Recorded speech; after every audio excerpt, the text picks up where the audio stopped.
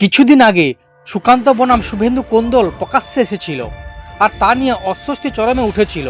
আদি নব্যের দ্বন্দ্ব বিজেপিতে লেগেই আছে, সেটা দিলীপ ঘোষের কথা শুনলেই বোঝা যায়। সম্প্রতি জগন্নাথ চট্টোপাধ্যায়ের একটি ফেসবুক পোস্ট আরও গোষ্ঠী কোন্দল বাড়িয়ে দিয়েছে। কারণ নিয়োগ দুর্নীতিতে শুভেন্দু অধিকারীর ভাই দিব্যেন্দু অধিকারীর নাম সামনে এসেছে, সেটি নিয়ে খোঁচা দিয়েছেন জগন্নাথ। তার জেরে আইনি নোটিশ পর্যন্ত পেতে হয়েছে তাকে। এবার বিরোধী দলনেতার খাস তালুকে বিজেপির শীর্ষ নেতাদের দলীয় কোন্দল এখন আড়াআড়ি বিভক্ত হয়ে পড়েছে সংগঠন।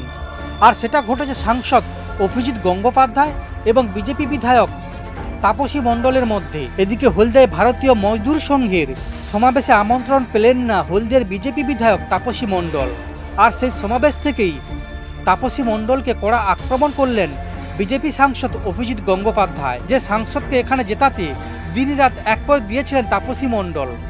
আজ তাকেই নাম না করে কাঠগড়ায় তুললেন একদা বিচারপতি অধুনা সাংসদ অভিজিৎ গঙ্গোপাধ্যায়। এখানে এসে সরাসরি সুর সপ্তমে চড়িয়ে বলেন, কেউ কেউ এখান থেকে ভাঙিয়ে অন্য সংগঠন করছেন। তারপরই পাল্টা জবাব দিয়েছেন বিজেপি বিধায়ক তাপসী মণ্ডল। তার বক্তব্য, হলদিয়া সম্পর্কে সাংসদ কিছু জানেন না।